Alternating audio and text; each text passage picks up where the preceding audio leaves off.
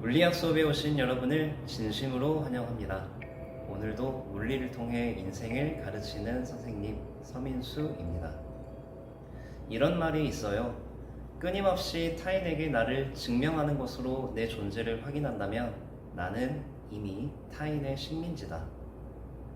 우리는 때론 자존감이라는 것을 바깥에서 찾기도 하고요. 누군가에게 요청하기도 합니다. 그런데 사실 자존감이라는 건 나 스스로가 내 속을 채워가는 거예요. 그리고 자존감이라는 건 구태여 세상에 드러내 보일 필요도 없는 거죠. 한 예능 프로에서 이효리가 자신의 남편과 겪었던 에피소드를 들려주었는데 어느 날 이상순이 의자를 다 만들고 의자의 다리 부분에 바닥을 엄청 공들여 다듬더래요.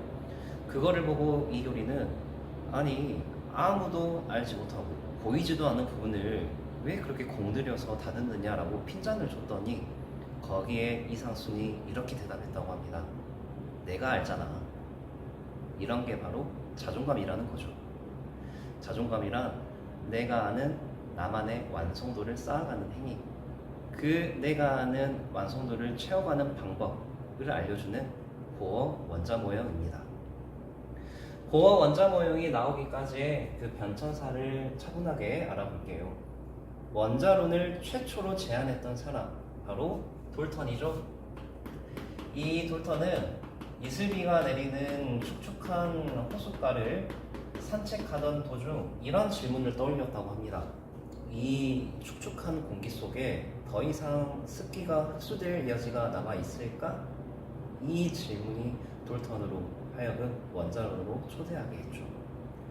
그런데 이 돌턴의 아이디어는 당시 시대를 너무 앞서가던 아이디어였기 때문에 인정을 받지 못했대요. 그렇게 100년을 묻혀오다가 아인슈타인에 의해서 물 위에 떠있는 꽃가루의 움직임, 이 브라운 운동을 분석함에 따라 돌턴의 원자론이 정설로 입증받게 됩니다. 그런데 이 원자론은 머지않아 박살나게 돼요. 그 말 그대로 더 이상 쪼개지지 않는 가장 근본적인 입자가 쪼개진 겁니다. 톰슨이라는 과학자가 자기장을 이용해서 원자보다 더 근본적인 대상, 더 이상 쪼개지지 않는 입자가 원자라는 주장을 무력화시키는 원자보다 훨씬 가볍고 음의 전기를 띠는 아원자 입자, 전자를 발견한 거예요. 따라서 이 실험 결과를 근거로 톰슨은 원자 모델을 다음처럼 제시합니다. 양의 전기를 띠는 이 파운드 K에 전자들이 건포도처럼 알알이 박혀 있다라는 식으로요. 이 톰슨의 제자 러더퍼드는 자신의 스승님의 원자 모델을 근거로 실험 하나를 진행합니다. 사실 이 러더퍼드는 금이라는 금속 내부의 구조를 규명하기 위해서 그 금에다가 알파 입자를 쏴요. 알파 입자를 쏘면 그 원자 모델을 근거로 대부분의 알파 입자들은 아무렇지 않게 원자 내부를 투영합니다. 그런데 일부 알파 입자는 살짝 진행 경로를 꺾더래요. 이게 너무 이상하더라. 왜냐면 알파 입자는 굉장히 무거운 입자입니다. 비유하자면 알파 입자는 원판 20kg짜리라고 했을 때 이 원자 내부에 있는 전하들은 2g 밖에 안 되는 먼지 정도예요. 근데 그 먼지 2g 먼지 때문에 20kg의 원판의 진행 경로가 꺾인다? 뭔가 이상하죠? 근데 더 이상한 것은 어떤 알파 입자는 아예 진행 방향을 180도를 틀어서 되튕겨 나간다라는 거. 여기에 엄청나게 충격을 받은 거예요. 이 실험 결과를 보고 러더퍼드는 이 현상은 마치 휴지 종이에 테이프알을 쐈을 때 테이프알이 되튕겨 돌아오는 믿기 어려운 현상과도 같다. 그 결과에 충격을 먹고 거의 1년 6개월 동안 치과 생활을 하면서 왜 이런 결과가 나왔을까 분석을 합니다. 그 결과 러더퍼드는 산란각 데이터를 통해서 이 알파 입자가 엄청나게 강한 전기력을 받아야 된다. 알파 입자는 양의 전기를 띠는 입자거든요. 다시 말해 양전하. 이 양전하가 엄청나게 강력한 전기적 청력을 받기 위해서는 원자의 가운데에 모든 양의 전기를 띠는 입자들이 모여야 한다. 네, 바로 원자 핵을 발견한 거죠. 원자가 다시 한번 쪼개집니다. 원자를 구성하는 또 다른 요소, 원자 핵을 발견하게 된 거예요. 그래서 원자 내에 있는 전자들은 중심에 모여있는 강력한 원자 핵에 의한 전기력을 받게 된다. 이것은 마치 지구가 태양의 중력으로 인해서 주변을 원의 둘레를 그리며 운동하는 것처럼 전자 또한 원자 핵을 중심으로 공전하는, 원자 모델은 파운드 케이크가 아니고 작은 태양계와 같다라는 식으로 원자 모형을 러더퍼드가 제안을 하는 거죠. 그런데 이 모델도 머지않아 한계를 맞이하게 됩니다. 인공위성의 경우에는 중력을 받으면서 이렇게 연속적으로 궤도도 바뀌고 속력도 바뀌어요. 다시 말해서 중력을 받는 인공위성은 에너지의 출입에 따라 연속적인 궤도 반경이 나타나는 그런 논리에 빗대어서 전자도 전기력을 받아서 원운동한다면 그 에너지의 출입에 따른 연속적인 분포를 보여야 될 거다. 그런데 실상 원자에서 방출되는 에너지의 분포는 연속적이지 않고 불연속적인 스펙트럼이 나타나더라. 이것을 설명하지 못하는 거였죠.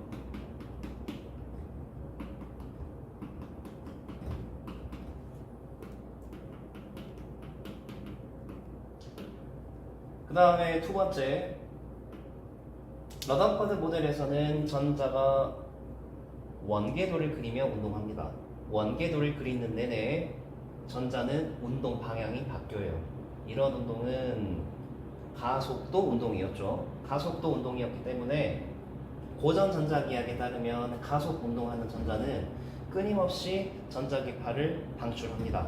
전자기파를 방출한다는 건 에너지를 담은 파동이 주변을 향해서 버려진다. 다시 말해 에너지가 손실되기 때문에 전자의 궤도가 점점 짧아지게 되면서 전자는 원자 핵과 만나게 되는, 원자의 붕괴를 초래하는 결과인데 실제로는 원자가 굉장히 안정적이에요.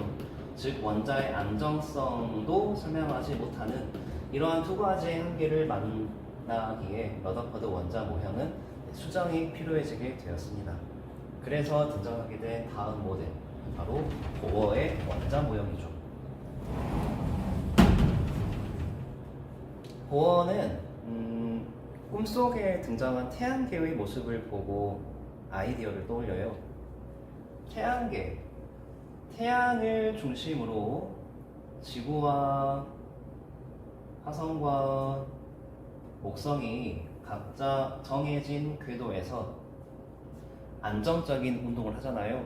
그런 것처럼 원자에서도 원자 핵을 중심으로 전자는 특정 궤도에서만 존재할 수 있고 그 정해진 궤도에서 행성들이 안정적인 공전을 하듯이 전자 또한 이 궤도에서는 안정적인, 다시 말해 에너지를 잃지 않는 운동을 하는 것이다 라고 가설을 제시합니다. 이런 관점을 토대로 원자 내부의 전자의 운동을 색다르게 분석을 해요. 보어 원자 모형은 러더퍼드 원자 모형이 설명하지 못했던 이 두 가지 한계를 설명하는 모델입니다. 첫 번째, 원자의 선 스펙트럼. 원자의 선 스펙트럼이라는 것은 원자에서 방출되는 빛이 불연속적이라는 겁니다. 여러분, 빛이 불연속적이라는 것은 저저번 시간에 공부했었던 빛이 불연속적인 에너지 단위로 구성이 되어 있다. 그 에너지 단위가 빛의 에너지가 진동수에 비례하는 형태로, 이거 아인슈타인의 광양자론이었습니다. 다시 말해서 이 보어는 빛에 적용했던 양자화 가설, 이 아인슈타인의 아이디어를 원자의 구조에다가 적용을 하는 거예요. 자, 원자에서 방출되는 빛이 불연속적이라는 것은 그 빛을 방출시키는 전자의 에너지 또한 띄엄띄엄 불연속적이다. 연속적인 값이 아니고 띄엄띄엄 정의가 되어 있다. 다시 말해 전자가 갖는 에너지 값이 불연속적, 좀 더 있어 보이게 말하면 양자화 되어 있다. 네, 보어는 원자 내의 전자가 갖는 에너지가 양자화 되어 있다라고 주장을 하는 겁니다. 이렇게 양자화 되어 있는 불연속적인 궤도, 그렇게 원자 내의 전자의 궤도를 정의하는 거죠. 이때 원자의 전자가 갖는 에너지의 값은 원자 핵으로부터 멀어질수록 그 값이 커진다는 경향 확인하시고요. 예를 들어 전자가 높은 에너지의 궤도에서 낮은 에너지의 궤도로 이동할 때 원자 내에서는 전자가 이동하는 게 아니고요. 불연속적인 스펙트럼을 나타내기 위해서는 중간 과정 없이 순간이동하듯 전자가 위치를 변화시켜야 되거든요. 다시 말해 이렇게 트랜스포트 하는 게 아니라 텔레포트 한다는 겁니다. 높은 에너지의 궤도에서 낮은 에너지의 궤도로 순간이동하게 되면 에너지가 줄어드는 과정이다 보니 에너지를 방출하겠죠. 반대로 낮은 에너지의 궤도에서 높은 에너지의 궤도로 이제 이렇게 순간이동할 때에는 이렇게 이 경우에는 에너지를 흡수해야겠죠. 이처럼 원자 내에서 전자는 중간 과정 없이 순간이동을 한다. 이제 그러한 전자의 운동을 전이라고 합니다.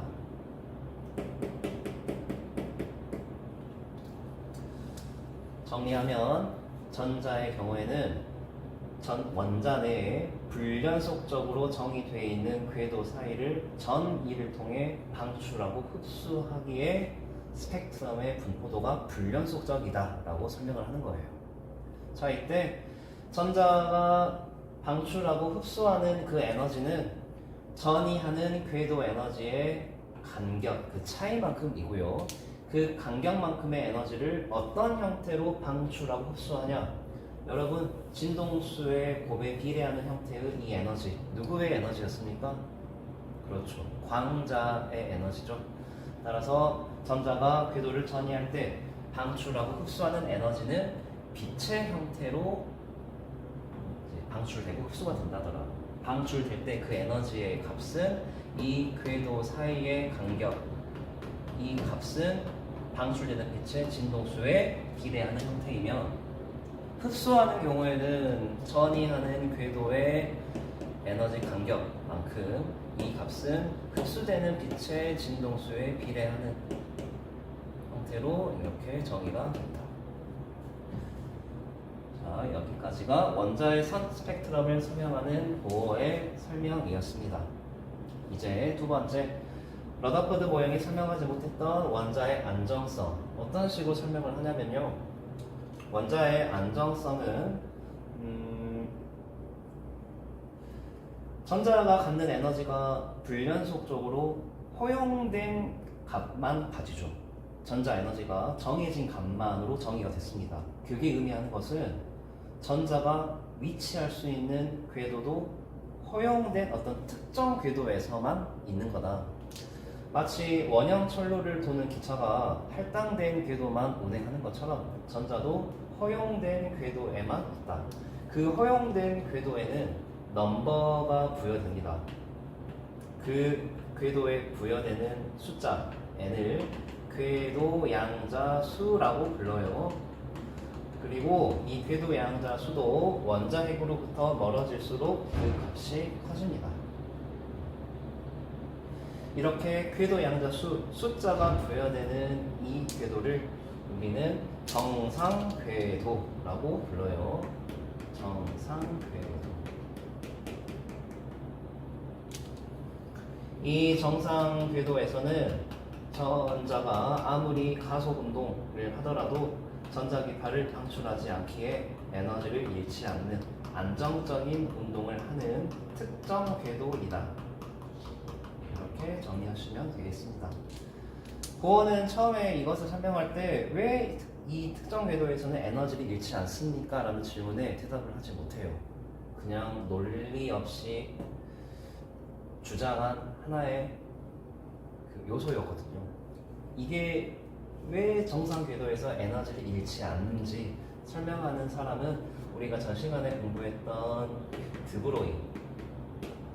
드브로이가 자신이 제안한 물질파 개념을 이용해서 설명을 합니다. 이거는 시뮬레이션을 보면서 설명을 할게요.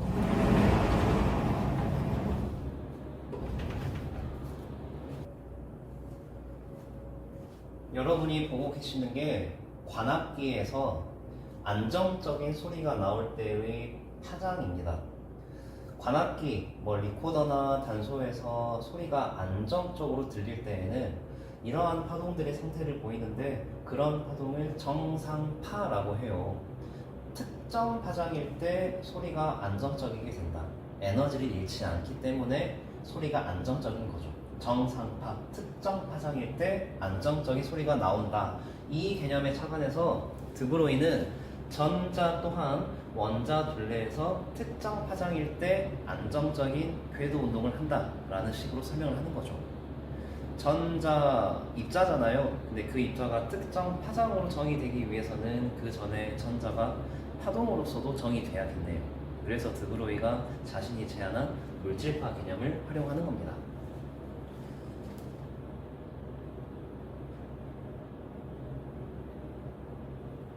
현재 원자핵 주변의 이 점선 궤도에서 전자가 안정적인 운동을 하고 있는 그림이에요. 이 원자가 돌고 있는 궤도를 펼쳐본다면 전자의 물질파가 안정적인 형태를 가리키고 있음을 우리가 확인할 수 있습니다. 그런데 이때 궤도를 조금만 변화시켜 보면 전자의 운동이 아까와 달리 불안정해 보이죠? 궤도를 펼쳐보았을 때 전자의 파동이 일정한 값으로 정의되지 않고 계속 바뀌고 있는 불안정한 형태입니다. 이때 전자의 궤도 크기를 늘려가다가 어느 특정 순간이 오게 되면 아까처럼 전자의 운동이 안정적인 어떤 추세를 보이고 있어요. 이 경우에도 궤도를 펼쳐 보았을 때 전자의 물질파가 안정적인 형태를 보이고 있다. 물질파가 정상파를 이루고 있다라고 생각하시면 되겠습니다. 역시 궤도를 조금씩 늘려가는 과정에서 불안정해지다가 특정 궤도가 되면 이렇게 안정적인 운동을 보이며 이 경우에도 궤도를 펼쳐 보았을 때 전자는 안정적인 정상파 형태를 보이고 있다. 이처럼 전자들은 다음처럼 특정 불연속 궤도에서만 에너지를 잃지 않는 운동을 하더라. 이 점선 궤도가 바로 정상 궤도입니다. 아시겠죠?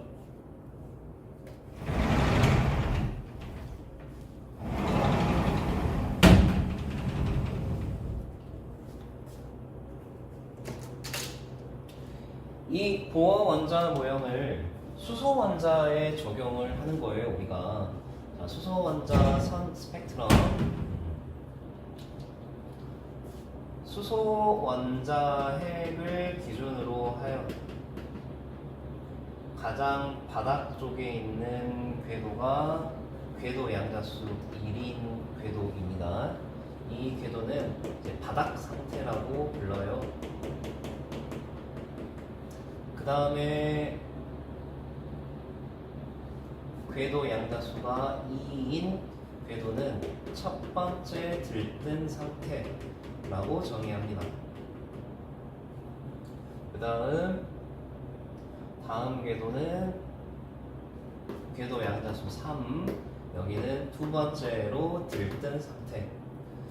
그리고 다음 궤도는 궤도 양자수 4, 여기는 세 번째로 들뜬 상태.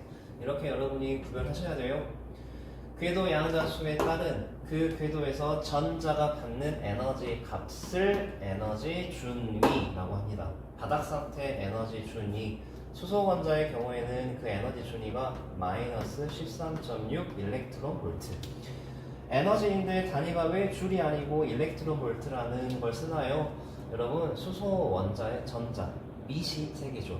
미시 세계에서는 줄이라는 에너지 단위보다 일렉트론 볼트라는 새로운 에너지 단위를 씁니다. 줄은 다소 거시적인 세계에서 사용하는 물리량이거든요. 그 다음에 첫 번째 들뜬 상태일 때 전자가 갖는 에너지 값은 마이너스 3.4 단위는 생략하겠습니다.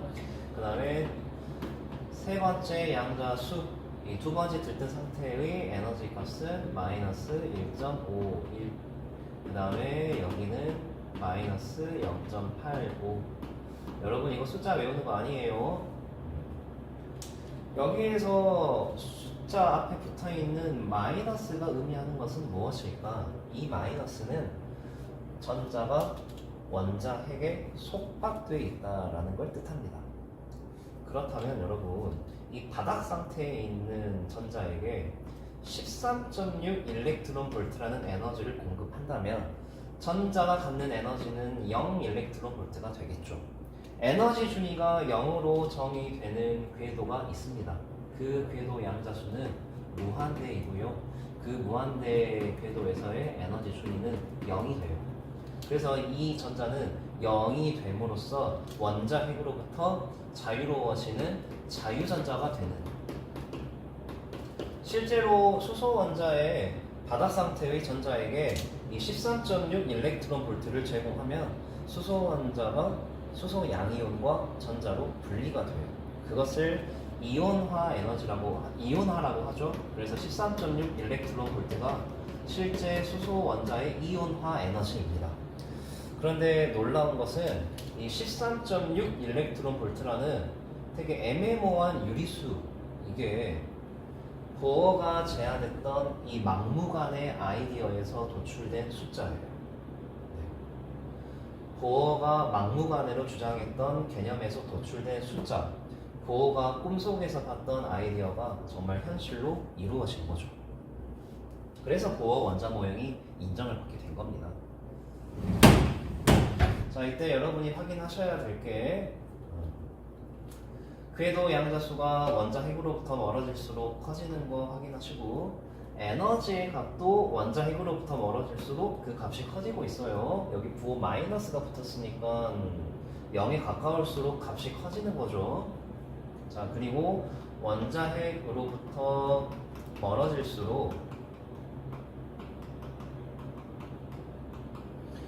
이웃한 궤도 간격, 이 에너지 준위 궤도 간격이 점점 좁아집니다.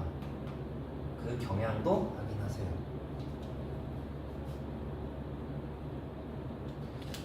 자, 전자 궤도 전이에 의한 빛의 흡수와 방출. 만약 바닥 상태에 있는 전자, 바닥 상태의 전자는 에너지 준위가 마이너스 13.6입니다.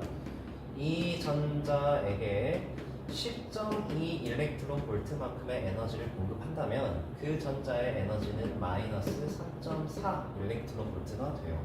여러분, 마이너스 3.4 일렉트론 볼트로 정의되는 에너지 궤도가 있죠. Ne.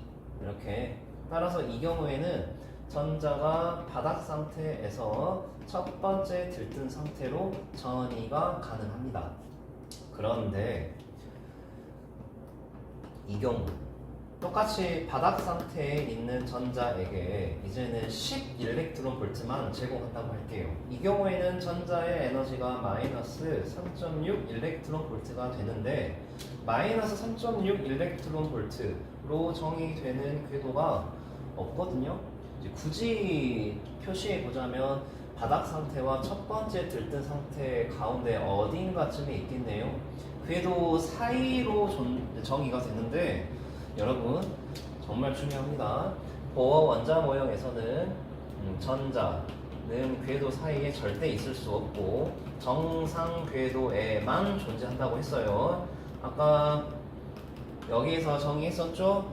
보호 원자 모형에서 전자는 이 특정 궤도에서만 있다더라. 따라서 이 경우에는 전이를 하지 않습니다. 여전히 전자는 바닥 상태에 머물러 있어요. 네, 여기까지가 보호 원자 모형인데, 보호 원자 모형 굉장히 숫자도 훌륭하게 예측하고 너무나도 완벽한 이론 같지만 역시 한계를 맞닥뜨리게 됩니다. 수소 원자의 경우에만 설명이 좀 잘 되고요. 수소 원자보다 조금 더 복잡한 원자의 경우에는 잘 들어맞지 않아요. 그리고 이 시기에 양자역학이라는 새로운 물리학 패러다임이 등장합니다. 이 양자역학이라는 학문의 규칙은 입자의 운동을 파동의 확률적 성질에 기반을 두고 해석을 해야 돼요. 다시 말해 원자 속 전자의 운동이 파동의 확률적 분포로 추상화가 된다. 좀 말이 어렵죠? 비유하자면 다음과 같습니다.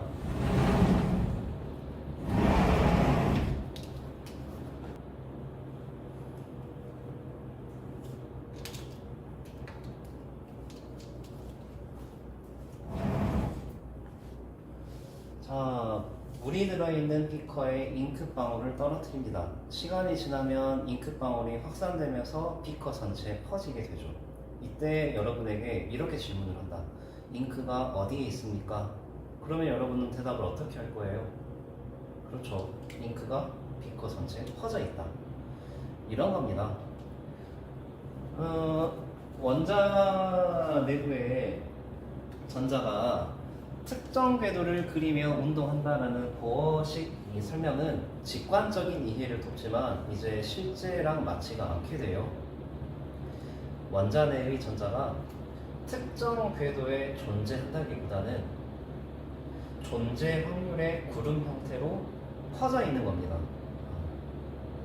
그래서 현대 원자 모형은 원자 핵 주변에 전자가 구름 형태로 퍼져 있다라는 식으로 설명을 하는 거예요. 네, 현대 원자 모형은 원자 내의 전자가 보어 모델에서 말하는 것처럼 특정 궤도에 존재하는 게 아니고 원자 핵 주변에 존재 확률의 구름 형태로 퍼져 있다라고 설명을 하는 거다. 네, 이렇게 오늘 공부한 내용 정리합시다.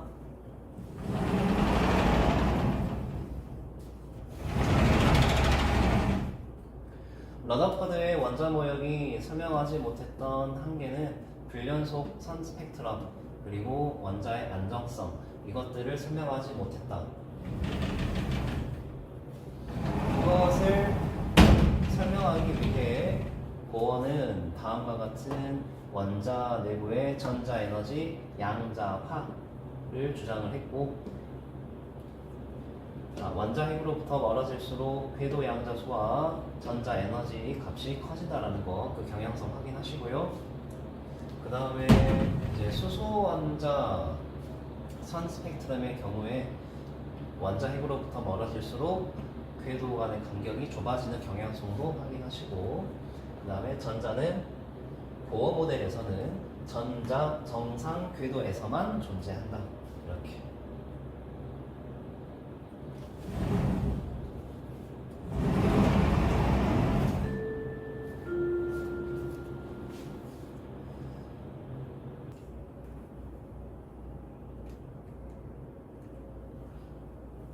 네, 실제 원자들의 선 스펙트럼인데요. 원자마다 다 분포도가 다릅니다.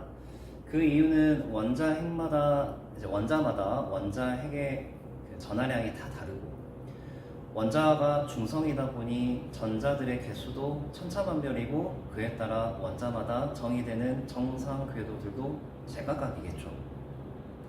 그래서 전자가 원자 내에서 전이할 때 방출되는 빛이 그 원자의 정체성을 시각적으로 드러내는 속성이 될 수 있습니다. 다시 말해 원자는 스스로 빛을 방출함으로써 자신의 정체를 드러내는 존재다. 이 원자의 선 스펙트럼 구조를 보시면 이처럼 하얀 바탕에 세로로 그어진 검은 줄, 바코드의 구조를 연상시킵니다. 이 바코드에 해당 상품의 정보가 입력되어 있죠. 여기에 누군가 빛을 비춰주게 되면 그때 그 상품의 정보가 드러나게 돼요. 원자의 선 스펙트럼은 이처럼 색깔이 있지만 바코드의 경우에는 색깔이 없는 이유는 선생님이 생각하기에 원자는 스스로 빛을 방출하는 반면 바코드는 누군가가 비춰주는 빛, 타인에 의해서 자신의 정체성이 정의되잖아요. 주체적이냐 수동적이냐 그 차이로 색깔의 유무가 결정되는 것 같습니다. 다양한 악기들의 협주 속 그 관계의 균형을 조율하여 오케스트라를 지휘하는 마에스트로처럼 우리의 삶을 조율하는 이 주체는 타인이 아닌 나 자신이 되어야 합니다. 그 어느 누구도 아닌 나 자신이 내 삶의 마에스트로가 되어야 나만의 고유한 빛깔이 내 삶 속에 묻어나오는 법이죠. 별들은 서로가 빛나는 것을 알지만 서로를 부러워하지는 않습니다. 우리 또한 각자 조금씩 다르게 빛나는 존재, 즉 나는 나대로 찬란한 빛을 가진 사람이에요. 그렇기 때문에 우리는 타인의 눈길에 기대어 흔들릴 필요도 없고 또 다른 누군가의 방식에 우리의 삶을 끼워 맞출 필요도 없습니다. 중요한 것은 내가 아는 나, 내가 스스로 세워가는 내 삶의 완성도이죠. 그게 곧 주체적으로 살아간다는 뜻이고 나를 타인의 식민지가 아닌 온전한 나로 존재하게 만드는 힘입니다. 하온과 빈첸의 바코드를 들으며 오늘도 물리를 통해 인생을 배웁니다.